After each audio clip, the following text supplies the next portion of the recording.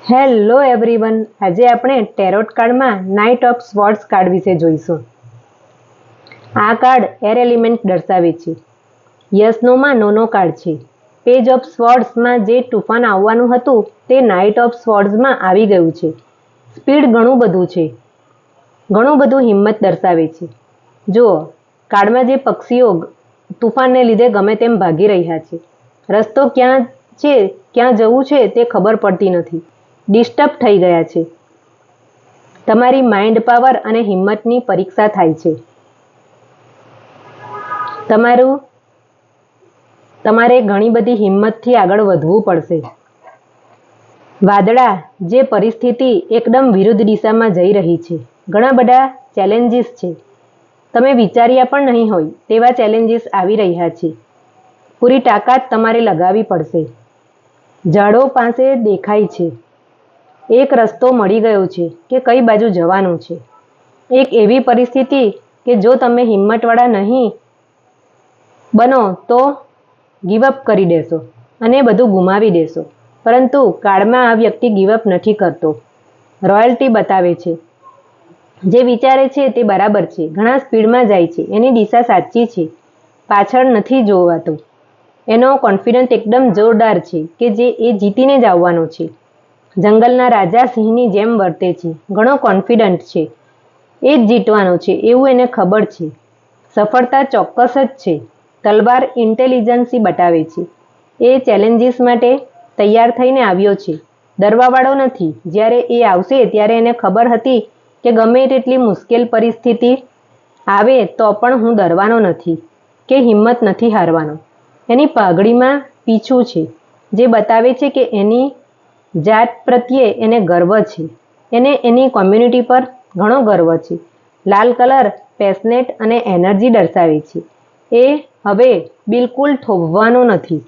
એની પર્સનાલિટીને દર્શાવે છે.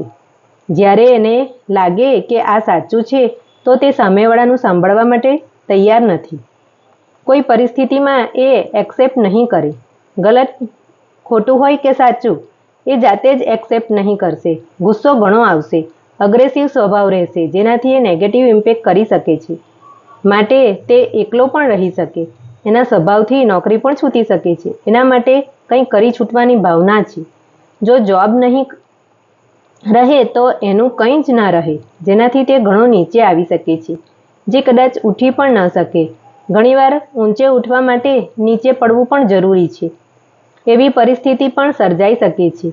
એ એવી વ્યક્તિ છે કે જે કોઈ પણ પરિસ્થિતિને વધારે સારી કેવી રીતે બનાવી શકાય એવી શક્તિ એનામાં છુપાયેલી હોય છે અને તે મુજબ એ કરે છે. કોઈ પણ પરિસ્થિતિમાંથી કઈ રીતે વધારે બહેતર બનાવી શકાય એ આવડત ઘણી સારી છે.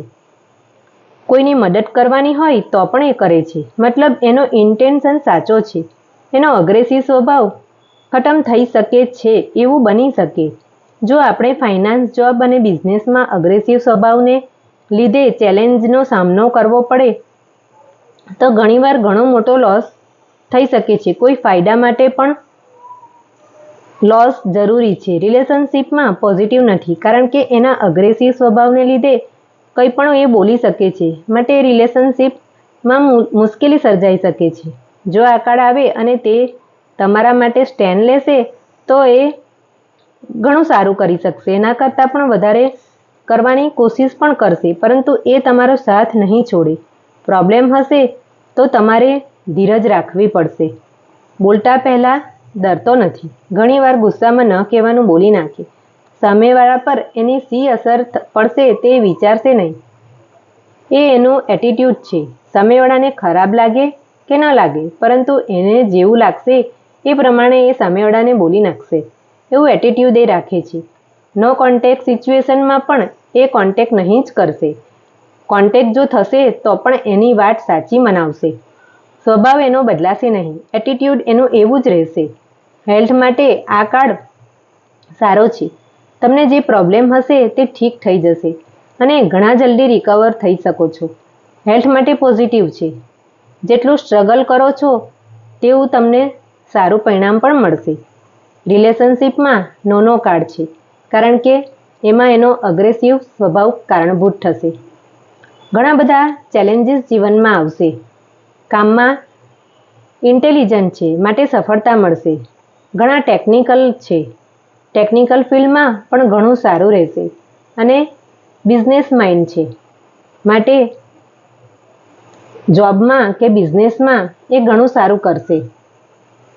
આ કાર્ડ માટે તમારે બીજું કંઈ પણ પૂછવું હોય તો તમે કોમેન્ટ સેક્શનમાં જઈને પૂછી શકો છો.